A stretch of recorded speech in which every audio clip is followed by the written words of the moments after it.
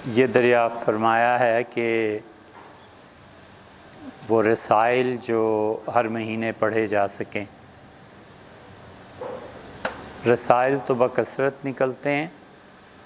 अब तो सूरत हाल ये है कि हर मदरसे में पाकिस्तान से कमो बेश 60% मदारिस तो ऐसे होंगे जो रसाइल अपने अपने निकाल रहे हैं। उनमें कोई अदबी तहक़ीक़ी मजल्ला बहुत कम है, चोरी का माल ज़्यादा होता है। इस रिसाले ने इस साल ये मज़मून छापा, अगले साल छाप देंगे, फिर पिछले रिसालों से चुरा लेंगे। बहुत दयानतदार हों तो ये लिख देते हैं कि ये मज़मून फ़लाँ जगह से लिया गया है, लेकिन नए लिखारी और नए मुहक्किक पैदा नहीं हुए। आप इससे अंदाज़ा कर लें कि शौरा की आखिरी जो लाट हमारे मुल्क में आई है, फैज़ अहमद फैज़ थे, फराज थे,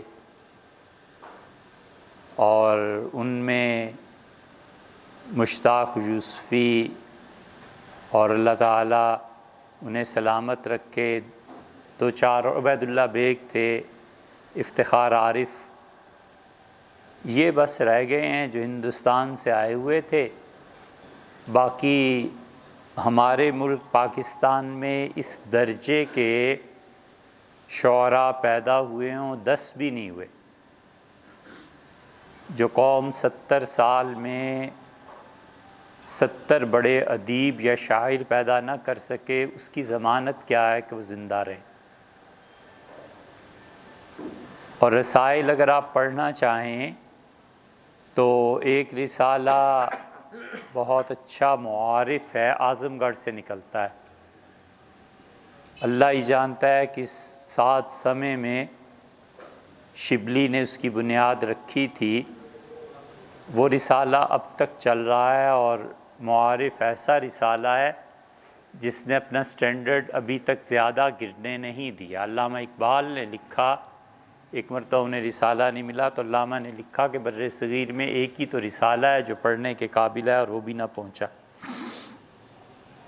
शिबली नौमानी के बाद सैयद सुलेमान नदवी हुए, फिर उमैर सिद्दीक हुए, मोइनुद्दीन नदवी हुए, वग़ैरह वग़ैरह। ये हज़रात उसे संभाले हुए हैं, तो मुआरिफ़ आज़मगढ़ का वो पढ़ना चाहिए। ऐसे ही एक और रिसाला सईद अकबर आबादी बुरहान के नाम से निकालते थे, वो अब भी ज़िंदा है। यानी 80 साल या 60 साल जो रिसाला निकलता रहा और कमाल का रिसाला था। अब अल बुरहान इंटरनेट पे आ गया है, वो उस शुमारे को पढ़ना चाहिए। बहुत टॉप के मज़ामीन, बहुत उम्दा। अब भी वो इस काबिल है कि लोग उसे पढ़ें।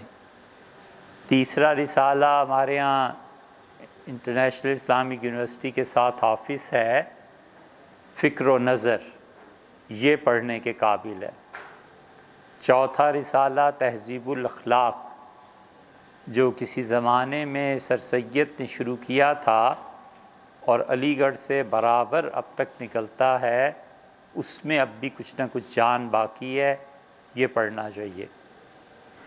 पांचवा रिसाला लखनऊ से अल फुरक़ान शाये होता है। अल फुरक़ान का वो मयार अगरचे नहीं रहा, लेकिन फिर भी गनीमत है कि उसे पढ़ा जाए। अल फुरक़ान का मयार जो वहाँ मोहम्मद मंजूर साहब नौमानी रहमतुल्लाह के ज़माने में था, अब तो नहीं है, लेकिन कमाल की चीज़ थी जब भी थी, अब भी कुछ ना कुछ का दम खम बाकी है। यही आदमी पढ़ ले।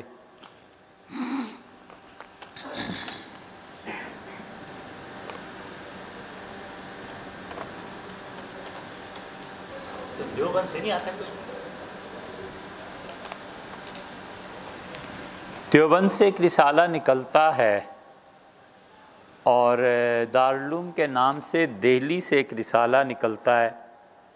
होते हैं बाज़ औक़ात अच्छे मज़ामीन उसमें भी आ जाते, लेकिन देवबंद का ये जितना नाम है उसके शयान शान कोई रिसाला होता तो हम उसका ज़िक्र करते। दारुल में एक रिसाला निकलता था अल कासिम, एक रिसाला निकलता था अल रशीद, वो इस काबिल थे कि पढ़े जाएं।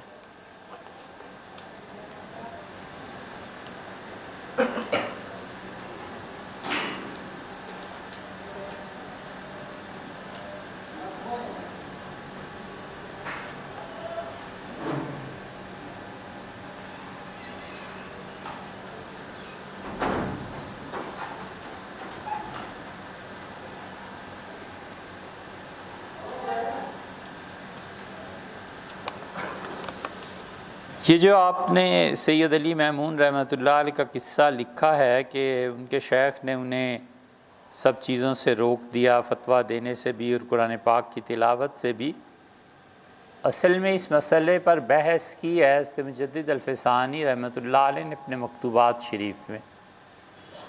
और हज़रत रहमतुल्लाह अलैह का ख़्याल ये है कि आदमी को कसरत ज़िक्र और अल्लाह अल्लाह करने से पहले अपनी नीयत की इस्लाह करनी चाहिए। कोई आदमी नफल पढ़ता है, कोई ज़िक्र अज़कार करता है, तो अब उस पर क्या असरात मुरतब होंगे, अगर उस इंसान की नीयत दुरुस्त नहीं है तो क्या होगा, और ज़िक्र के गलबे की वजह से जो चीज़ें ख्वाब कश वग़ैरह ऐसी चीज़ें आती हैं, इसका क्या होगा।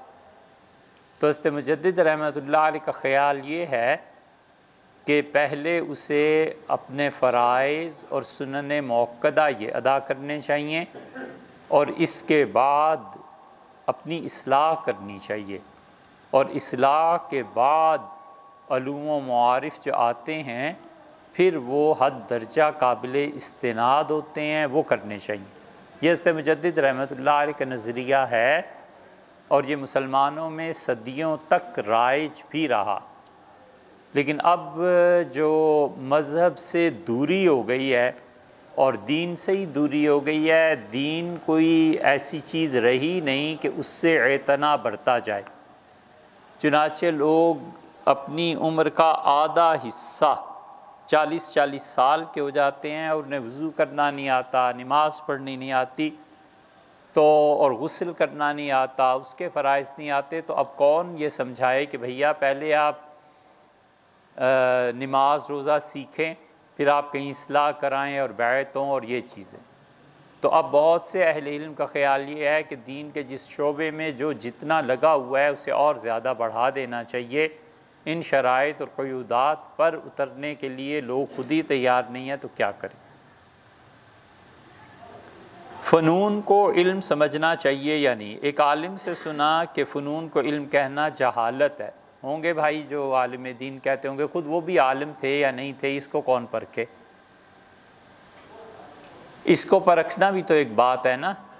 हर आदमी जिससे पगड़ी बांध दी और दाढ़ी रख ली और कोई बात कह दी तो इस काबिल थोड़ा ही है कि उससे इस्तिनाद किया जाए।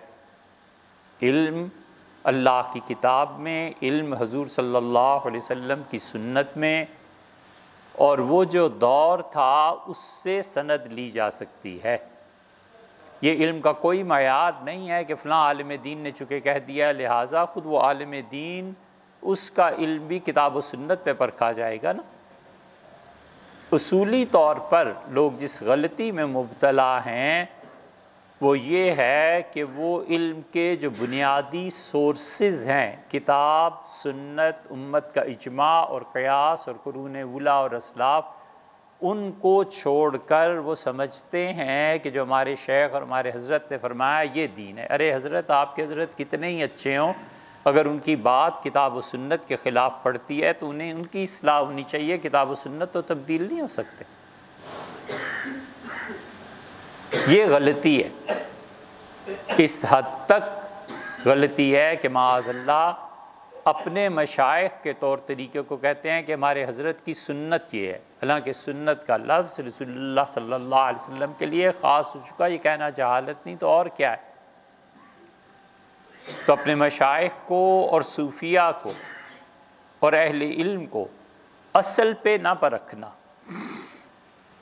और मुताख़िरीन के अक़वाल में खो जाना, ये ख़ुद कोई इल्म नहीं। अब फ़नून में पता नहीं वो क्या क्या शुमार करते होंगे, फ़नून में पता नहीं किस किस चीज़ को कहते होंगे। फ़नून लतीफ़ा जो है ये क्यों इल्म में दाखिल नहीं है? जब हम आपसे पूछते हैं जिन्होंने भी सवाल लिखा है, फ़नून लतीफ़ा में मुसव्वरी है, मुसव्वरी फ़न है या इल्म है? मौसीकी है। मौसीकी के बारे में ये जानना कि उसके कितने राग हैं और किस राग से किस में पलटा जाता है, हमारे इल्म में नहीं। कि तुफ़ैल नियाज़ी से बड़ा आदमी कोई पाकिस्तान में हो, बड़ा इल्म था उसके पास, इल्म मौसीकी। अब कल को आप फ़नून में डाल दीजिए इल्म मौसीकी को। शायरी इल्म है या नहीं? शायरी में परखा कैसे जाता है, वज़न कैसे कायम होते हैं, शौरा उसको किस तरह दिक्कत नज़र से देखते हैं। अगर ये इल्म नहीं है, शायरी फ़न है, तो फिर सहाबा किराम रज़ी अल्लाह अन्हुम के दौर से लेके अब तक जो शौरा थे सबको फ़नून में दाखिल कर देना चाहिए। इसलिए ये जो इल्म व फ़न की बहस है ना, इतनी आसान नहीं है कि उन्होंने कह दिया जहालत है तो जहालत हो गई। खुद उन्हें चाहिए कि अपना इलाज कराएं, कुरान और सुन्नत की रोशनी में वाज़े करें। तिब है, हुज़ूर सल्लल्लाहु अलैहि वसल्लम तिब पे क्यों ज़ोर देते थे? सोचने की बात है ना।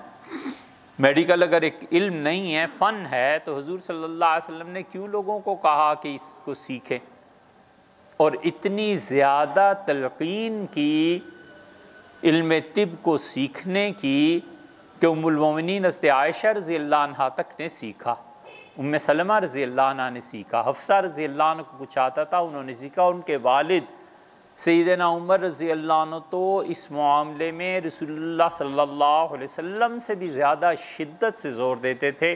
उन्हें पता चल जाता था कि मदीना मुनव्वरा में कोई तबीब आ गया है तो सैयदना उमर रज़ियल्लाहु अन्हु सरकारी तौर पे पाबंदी लगा देते थे और कहते थे जब तक अपना पूरा इल्म हमारे बच्चों को ना सिखा दो, यहाँ से जाने की इजाज़त नहीं। तो मेडिकल जो है ये इल्मी तो है, इसको कहाँ ले जाना है? इसको भी फ़नून में दाखिल करना है। किताब व सुन्नत की रोशनी तो ये है। कुरान बार बार जिन अक़वाम की तबाही का ज़िक्र करता है उनमें आप गौर करें, और सुलेमान अलैहिस्सलातु वस्सलाम के ज़माने में जिन चीज़ों का ज़िक्र करता है उस पर गौर करें, ये सब क्या है। कुरान कहता है व तमासील व जफ़ानिन कल जवाब व क़ुदूरिर रासियात, और बड़े बड़े उन्होंने महल्लात तामीर किए, बड़े बड़े बड़ी बड़ी देगें बनाईं, भट्टियाँ लगाईं। कुरान जिन भट्टियों का ज़िक्र कर रहा है, कुरान जब नाजिल हुआ है दुनिया में कोई साबित नहीं कर सकता था कि हज़रत सुलेमान अलैहिस्सलातु वस्सलाम ने भट्टियाँ कभी लगाई थी। भट्टी पे धात को पिघलाया जाता है, सोना है, चांदी है, रांग है, लोहा है, तांबा है, ये सब चीज़ें पिघलाकर ज़ेवरात और मुख्तलिफ़ चीज़ें बनाई जाती व तमासील। और कुरान कहता है सुलेमान अलैहिस्सलातु वस्सलाम के ज़माने में मुजस्समे तैयार होते थे। वो मुजस्समे किस चीज़ से बनाते होंगे? ये सब चीज़ें तैयार होती थी। ये तो अब खुदाइयाँ हुई हैं जब शाम में और मुख्तलिफ़ इलाक़ों में, तो पता चला कि हज़रत सुलेमान अलैहिस्सलातु वस्सलाम ने समुंदरों के किनारे भट्टियाँ लगाई थीं, क्योंकि समुंदरों के किनारों में तो हवा चलती रहती है, तो हवा के लिए लोग रखने की ज़रूरत पेश ना आए, वो हवाएं चलती थीं और भट्टियाँ ख़ुद ब खुद दहकती थीं और उस पर धातें पिघलती थीं और धातों से बर्तन, बुत, इस किस्म की चीज़ें बनाई जाती थी। बुत जो होते थे उनकी परस्तिश नहीं होती थी। वो तमासील जो कुरान कहता है, वो बड़े बड़े स्टैचूज़ बनाए जाते थे, उनकी शरीयत में जायज़ था, उन्होंने बनाए। कुरान इनकी क्यों तारीफ़ करता है? ये फ़नूनी है ना सारे, और कैसे है? सोचा जाए इसमें भी इल्म है। कोई आदमी घर नहीं बना सकता जब तक कि उसे ज्योमेट्री का इल्म ना हो। उसे नहीं पता कि किस एंगल पे सीढ़ी रखनी है, वो तय नहीं करेगा कि किस एंगल पे कमरे बनाने हैं। उसे पता नहीं होगा कि कहाँ से सूरज की रोशनी आएगी और नहीं आएगी, हवा किधर से चलेगी और किधर से नहीं चलेगी। ये सारी चीज़ें कुरान तो उसको इल्म ही करार देता है कि अल्लाह ने उन्हें इतना इल्म दिया था कि तनहितूनल जिबाल, वो पहाड़ों को तराशते थे। पहाड़ पूरा ये खड़ा है, मारगला का पहाड़ है मसलन, और एक आदमी आता है और कहता है इंजीनियर से कि यहाँ पे एक महल बना दो, और वो कहते हैं कि 12 बाई 12 15 बाई 15 का ये पत्थर अंदर से निकाल दिया जाए तो एक कमरा बन जाएगा। इस कमरे के अंदर से इस एंगल पे रख के 4 बाई 4 की आप सीढ़ी निकाल सकते हैं, इस तरह से कर सकते हैं। तो पत्थरों की खुदाई, पत्थर निकालने के बाद जो खला बाकी रहेगा वो खला कमरा बन जाएगा, वो खाने की जगह बन जाएगी, बैठने की जगह बन जाएगी। ये इल्म नहीं है तो और क्या है?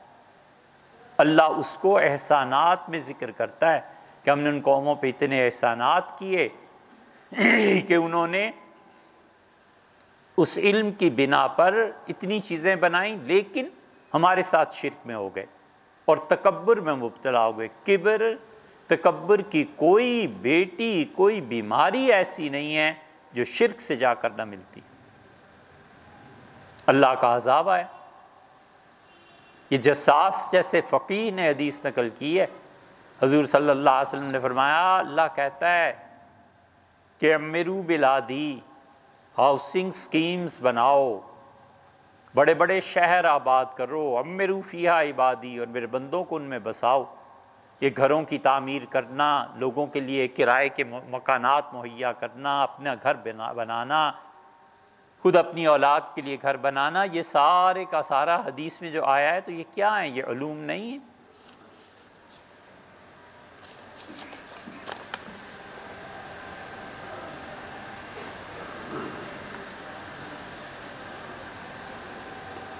खुदाया रहमकुन बरमन परीशां वारमी गर्दम, ख़ताकारम गुनाहगारम बहाले ज़ार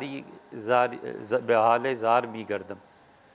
से कलाम सुना है, दिल दिमाग और ज़ुबान से उतरता ही नहीं और दिल करता है कि अल्लाह के हुज़ूर में ये कहता रहूँ, कोई हरज नहीं भाई, कहते रहिए, नमाज में ना पढ़िए, बाकी कहते रहिए, इसमें क्या है। हाल वारिद हो जाता है, रूह को अशार से, कलाम से मुनासिबत हो जाती है। कभी कभी कहने वाले का हाल इतना मौसर होता है कि उसके मुकाबले में जो आदमी होता है उसका हाल कमज़ोर होता है, तो वो छा जाता है उस पर। इसलिए ऐसे मसाइल में कभी भी उस शख्स की तरफ रुजू नहीं करना चाहिए जो खालिस मौलवी हो, वो रोक देगा। और जहाँ तसव्वुफ़ भी हो वो कहते हैं करो, हरज क्या है, अपना हाल अर्ज़ करना है ना कि अल्लाह गुनाहगार आदमी हूँ, बख्श दे, तो दिन रात पढ़ता रहे, फिर क्या हो गया? माफ़ी मांग रहा है, ज़रूर पढ़े। अल्लाह ताला ने कुरान में रब का लफ्ज़ अपने अलावा दीगर लोगों और सरदारों के लिए इस्तेमाल किया, इसी तरह मौला और रज़्ज़ाक़ भी, मगर उलमा अल्लाह के ख़ास सिफ़ाती नाम रखने से मना करते हैं। इसकी क्या वजह है? बड़ा अच्छा सवाल है, अगर ये आपने ख़ुद से लिखा है ना तो ये बड़ा अच्छा है। याद रखिए, अल्लाह ने कुरान में खालिस रब का लफ्ज़ अपने अलावा किसी के लिए इस्तेमाल नहीं किया। आपके मसले की जो बुनियाद है ना कि कुरान में रब का लफ्ज़ अल्लाह ताला ने अपने अलावा दीगर लोगों या सरदारों के लिए इस्तेमाल किया है, नहीं है ऐसे।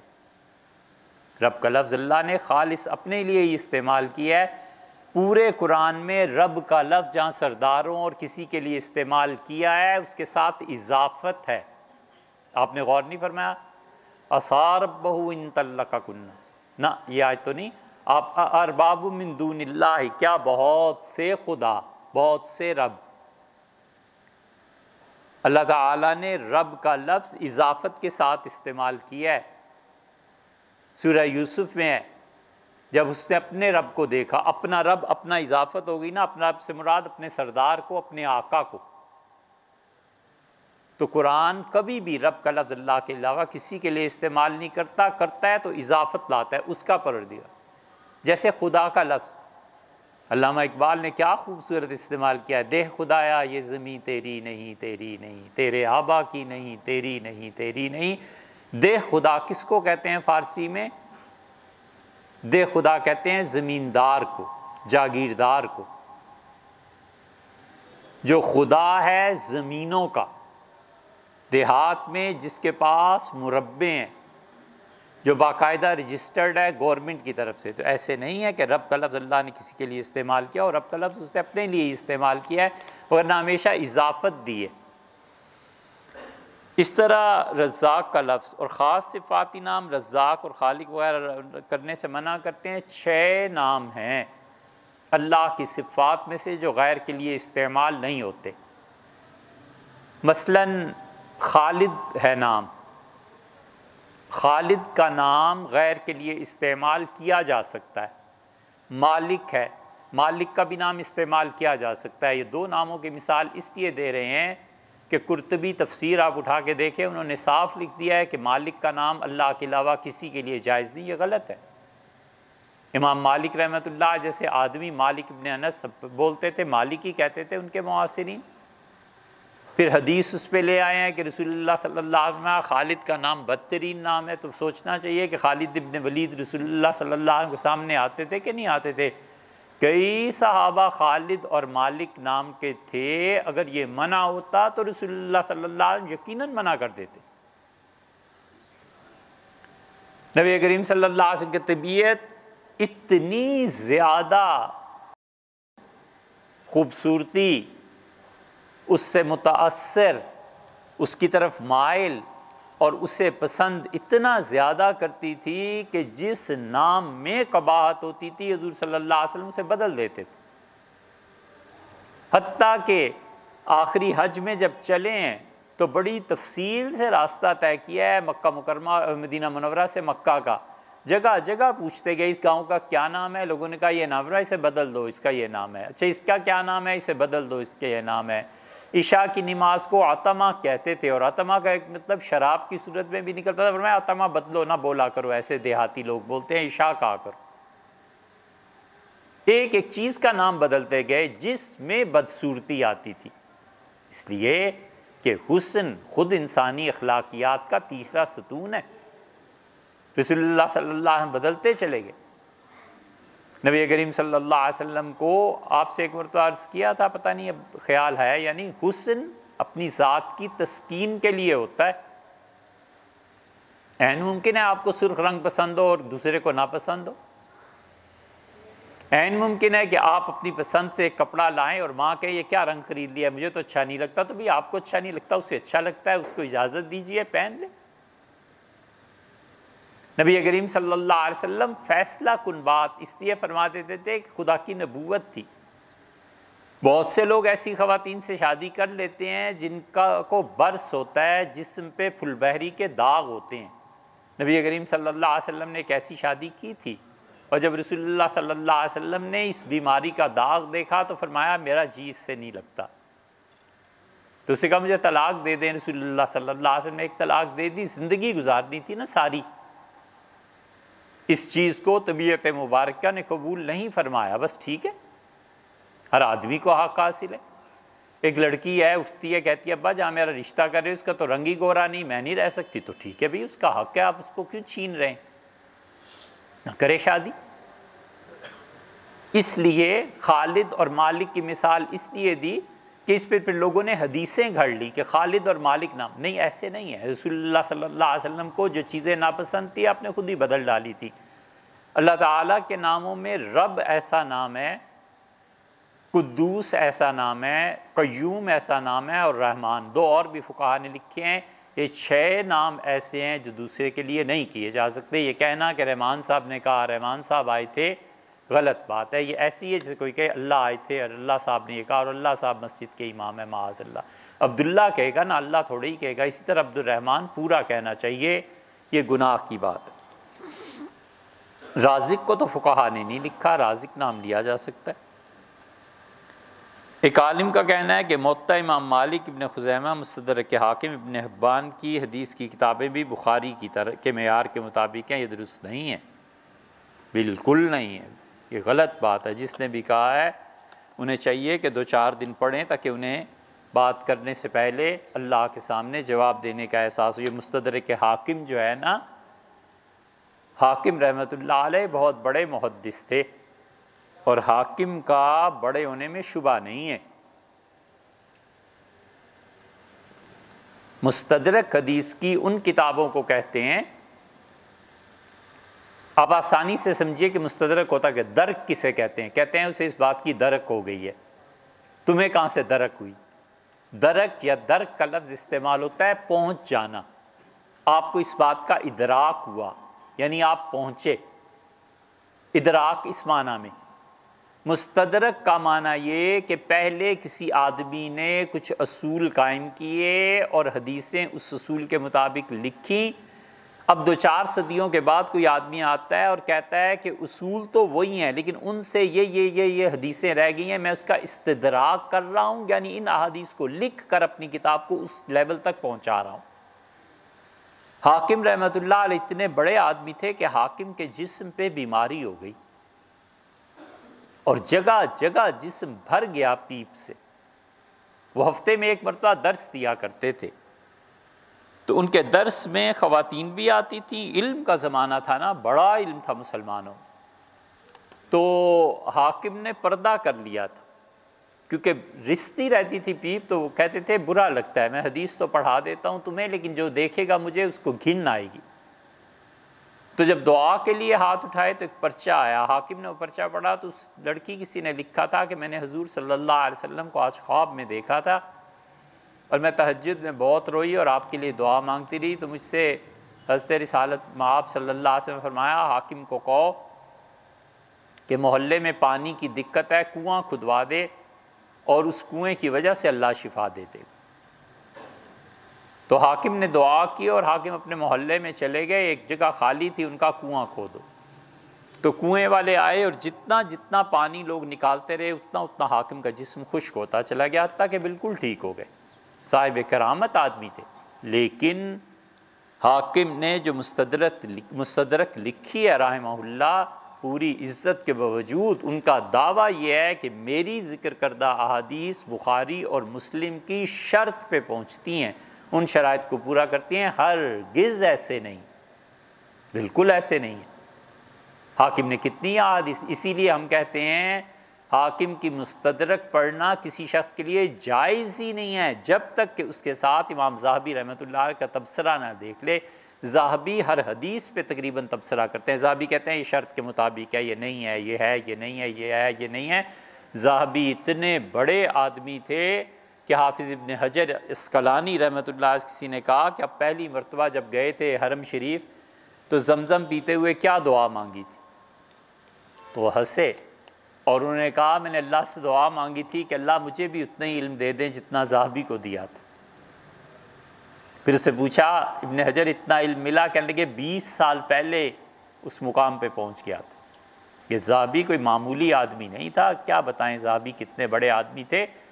ज़ाहबी रहमतुल्लाह अलैह ने मुस्तदरक की एक एक हदीस को एक जगह पहुंच के उन्होंने लिखा है। इसको कहते हैं मुझे नहीं पता था कि मुस्तदरक की जहालत इतनी हो गई है कि ये बुखारी और मुस्लिम की रिवायत का जिक्र करता है, बड़े गुस्से में लिखा है और ये हदीस बिल्कुल उस मेयार पे पूरी नहीं उतरती। हाकिम रहमतुल्लाह अलैह ने ये इसलिए इतनी लंबी बात कर रहे हैं कि बाज़ अहादीस ऐसी लिख दी हैं जो अहले तशय्युअ की रिवायात हैं और हाकिम ने लिख दी हैं। इस वजह से हाकिम पे ये इल्ज़ाम लगाया कि हाकिम अहले तशय्युअ में से हैं। हालांकि ऐसी बात नहीं है, हाकिम रहमतुल्लाह बड़े अच्छे आदमी थे, मगर उनकी अहादीस बिल्कुल इस काबिल नहीं है कि जिक्र की जाए। कहाँ बुखारी और मुझे ये कौन कहता है, आलिम कहाँ से हुए जो ये कहते हैं। रह गए इब्न खुज़ैमा, इब्न खुज़ैमा ने भी ऐसे किया। पढ़ो यार हदीस को। इब्न खुज़ैमा, हुज़ूर सल्लल्लाहु अलैहि वसल्लम का मामला बड़ा नाजुक है। नबी करीम सल्लल्लाहु अलैहि वसल्लम पे एक हर्फ झूठ बोलना कुफ्र है। हुज़ूर सल्लल्लाहु अलैहि वसल्लम किसी ने आके कह दिया था कि अल्लाह के रसूल आपने ये कहा, आपने मैंने कब कहा? उसने कहा फलां आदमी ये कहता है, आपने मैं उसे कत्ल कर दो। क्यों कत्ल का हुक्म दिया था? इसलिए कि नबी करीम सल्लल्लाहु अलैहि वसल्लम जानते थे कि मेरा कहा हुआ जुमला और कुरान की आयत इन दोनों से कानून बनेगा। उम्मत कहीं गुमराह हो गई तो फिर क्या होगा। मुअत्ता इमाम मालिक है, मुअत्ता इमाम मालिक के तो क्या कहने। इमाम मालिक रहमतुल्लाह तो अपनी बाज़ रिवायात में बुखारी से ज़्यादा सख्त हैं। इब्न हब्बान में भी ऐसी हदीस हैं जो काबिल एतराज़ है। बिल्कुल ये ठीक नहीं है कि उनकी किताबें बुखारी के मेयार पे पूरी उतरती।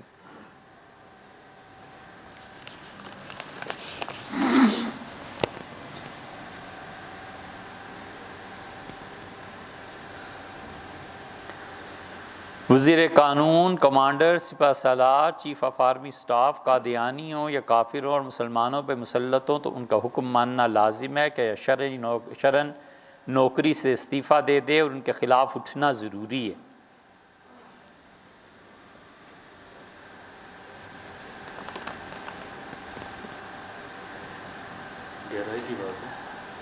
ऐसे सवालों का जवाब हम नहीं दे सकते। वजह उसकी ये है कि लोगों का जहन इस सतह का नहीं है कि वो हमारे जवाब को समझ सके। तलाक के बाद ससुराल से रब्त ताल्लुक़ रखना, गमी खुशी में शरीक होना जबकि वो गैर ख़ानदान में हो और बिल्कुल कोई राब्ता ना रखने के हक़ में ना हो तो भी ठीक। तलाक के बाद भी उन लोगों से ताल्लुक़ कायम रखना चाहिए। अल्लाह ने कहा जब तुम अपनी बीवी को तलाक दे दो और वो फारिग हो जाए तो उसके बाद वला तंसवुल फ़ज़्ल बैनकुम, लोगों एक दूसरे के साथ नेकी करना, उनकी खुशी में शरीक होना, गम में शरीक होना, जनाजे में शिरकत करना। इतना बड़ा मसला आखिर क्या है तलाक देने का कि हमेशा हमेशा के लिए इनक़िता हो जाए?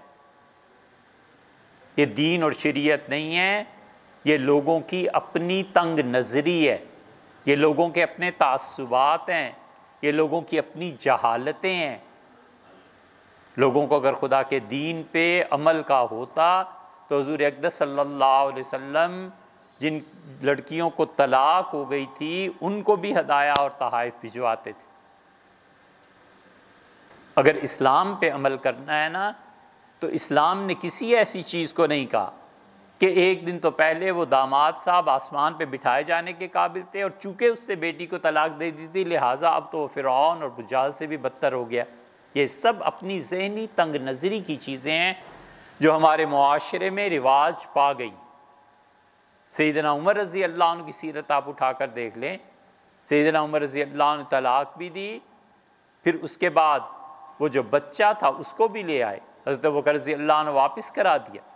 सैयदना उमर रज़ी अल्लाह अन्हु का एक जगह रिश्ता हो गया था, शादी हो गई थी, बेटा हो गया था आसिम बिन उमर। तो आसिम बिन उमर की वालिदा इस पर इसरार करती थी कि बेटा मेरे पास रहेगा। सैयदना उमर रज़ी अल्लाह अन्हु गए, बच्चा खेल रहा था, घोड़े पे बिठाया और अपने घर ले आए। वो सीधी हज़रत अबू बकर रज़ी अल्लाह अन्हु के पास चली गई और कहा ये क्या तरीका है? उमर को कहें मेरा बेटा वापस करे, तो अबू बकर रज़ी अल्लाह अन्हु वापस करवा दिया। ये तलाक ऐसा बड़ा मसला नहीं था जितना बर्रे सगीर में लोगों ने कर दिया। कितनी ही मिसालें ऐसी हैं जिनमें अकाबिर सहाबाए किराम रज़ी अल्लाह अन्हुम तलाक़ें दी, बस ठीक है, फिर भी रहते रहे, फिर भी मिलते रहे कि ठीक है यार एक ख़ानदान में वाक़या था, हो गया, उससे और जगह शादी कर ली, मैंने और जगह शादी कर ली, इसमें क्या मसला है? ये सब हमारे तासुबात हैं और हमारी जहालतें। अल्लाह तो ये कहता है वला तंसवुल फ़ज़्ल बैनकुम, आपस में एक दूसरे के साथ नेकी करना, फिर भी ना भूलना। हुज़ूर अक़दस सल्लल्लाहु अलैहि वसल्लम ने एक जगह शादी की थी और नबी करीम सल्लल्लाहु अलैहि वसल्लम ने किसी वजह से तलाक दे दी थी। उस खातून की तरफ से मुतालबा था। हुज़ूर सल्लल्लाहु अलैहि वसल्लम ने क्या किया? हुज़ूर अक़दस सल्लल्लाहु अलैहि वसल्लम तशरीफ़ लाए, हज़रत अनस रज़ी अल्लाह अन्हु कहते हैं मुझसे कहा कि बीबी के साथ अच्छा सलूक करना है, इनको बेहतरीन कपड़े दो। और हज़रत अनस रज़ी अल्लाह अन्हु कहते हैं मैं बाज़ार गया और बेहतरीन कपड़े ख़रीदे और उनको दिए और बड़ी खुशी से अपने घर चली गई। इसमें क्या बात है?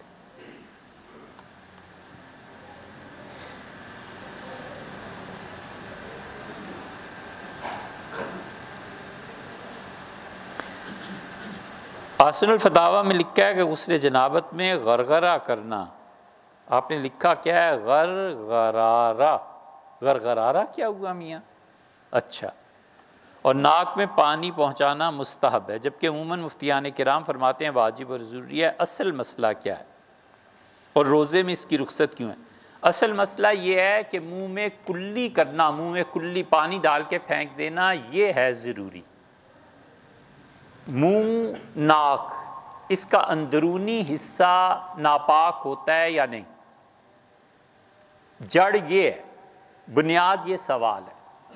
हमारे बाकी अइम्मा के नज़दीक नाक अंदरूनी हिस्सा है लिहाजा नापाक नहीं होता, मुँह अंदरूनी हिस्सा है लिहाजा नापाक नहीं होता। इमाम अबू हनीफा रहमतुल्लाह अलैह कहते हैं कि नाक का नथना, ये जो सख्त हड्डी शुरू होती है जहाँ से, इस सख्त हड्डी से नीचे का जो हिस्सा है ये अंदर का हिस्सा है, लेकिन ये नापाक होता है, इसे पाक करना चाहिए। मुंह के अंदर का हिस्सा नापाक होता है, इसे पाक करना चाहिए। इस बुनियाद पर वो कहते हैं कि कुल्ली करना और नाक की इस हड्डी तक पानी पहुंचाना ये फ़राइज़ में शामिल है, ये ज़रूरी है। मुफ्ती साहब ने जो मुस्तहब लिखा है, मुस्तहब का मतलब है गरगरा करना, यानी मुँह में पानी डालना और उसे हलक तक ले जाना और गरगर की आवाज़ का पैदा होना, ये वो कहते हैं मुस्तहब है। फ़र्ज़ वाजिब ना ये कहते हैं ना वो कहते हैं, गरगरा मुस्तहब है, कुल्ली दोनों फ़र्ज़ कहते हैं। और नाक की इस हड्डी तक पानी पहुँचाना ये फ़र्ज़ कहते हैं, ये भी और वो भी। लेकिन इसमें मुबालगा करना यानी ऊपर तक पानी का ले जाना, पानी को मुट्ठी में लेके उसे नाक के ज़रिए खींचना हत्ता के ऊपर तक चला जाए, ये मुस्तहब है, यानी बेहतर है। उसकी मिसाल आप ऐसे समझें, जैसे अबू हुरैरा रज़ी अल्लाह अन्हु वज़ू जब करते थे तो अबू हुरैरा रज़ी अल्लाह अन्हु पाँव को आधी पिंडली तक धो लेते थे, और जब कोनियाँ धोते थे तो आधे बाजू तक धो लेते थे। तो किसी ने कहा अबू हुरैरा हुज़ूर सल्लल्लाहु अलैहि वसल्लम ऐसे करते थे? उनका नहीं, नबी करीम सल्लल्लाहु अलैहि वसल्लम तो ऐसे नहीं करते थे। क़ज़त आप क्यों करते हैं? उन्होंने कहा मैंने रसूलुल्लाह सल्लल्लाहु अलैहि वसल्लम से सुना था कि जितना कोई आदमी अच्छी तरह वज़ू करेगा, जिस्म को ज़्यादा धोएगा, उतने ही उस हिस्से तक उसे सोने के ज़ेवरात पहनाए जाएंगे। तो अबू हुरैरा कहता है कि उसका सोना ज़ेवरात का कोहनी से भी बढ़ जाए और टखने से भी बढ़ जाए। तो एक बेहतर अमल था ना जो करते थे, ज़्यादा उसमें असल अमल से बढ़ के मुस्तहब होने के दर्जे में इस तरह करते थे। हज़रत साद रज़ी अल्लाह अन्हु की बेटियाँ घर से बाहर निकलती थी तो साद रज़ी अल्लाह अन्हु की बेटियाँ दस्ताने भी पहनती थी और जुराबें भी पहनती थी। तो लोगों ने कहा कि दस्ताने और जुराबें क्यों ये लड़कियाँ पहनती हैं, हाथ और पाँव ये तो शरीयत ने इसका कोई पर्दा करार नहीं दिया। तो उन्होंने एक जगह आया है कि साद रज़ी अल्लाह अन्हु की बेटियों ने कहा कि हमारे वालिद की गैरत बहुत ज़्यादा है, और एक जगह आया है कि उन्होंने कहा कि हम चाहती हैं कि ये इससे भी छुपे ही रहें। तो ये एक अच्छी चीज़ है, कोई करता है तो ठीक है, उस वक्त तक ठीक है जब तक वो दूसरों पे उसकी इम्प्लीमेंटेशन ना करे। अब लड़की उठ के सारे मार्केट में घूमे और कहे कि नहीं नहीं पाँव को भी ढांपो और हाथों को भी, क्यों भाई, ये आज़ादी अल्लाह ने दी है, उसे कायम रहने दीजिए। आप खुद करती हैं बेशक कीजिए। मुस्तहब काम जो होते हैं उसमें कभी भी पब्लिक पर बोझ नहीं डालना चाहिए। अपने तौर पे आदमी करता रहे, बिस्मिल्लाह 100 बार करे, दूसरों को मत कहे कि ये ज़रूर करो।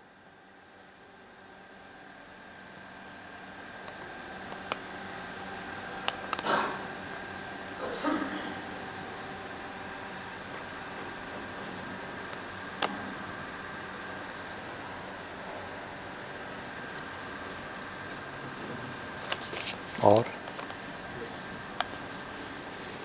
ये जो आपका आखिरी सवाल है ना कि हुज़ूर अक़दस सल्लल्लाहु अलैहि वसल्लम ने थूक और नाक का रेशा और इन सब चीज़ों को बराबर करार दिया, और साहिब हिदाया ये कहते हैं कि इंशाअल्लाह आइंदा आपसे अर्ज़ करते हैं।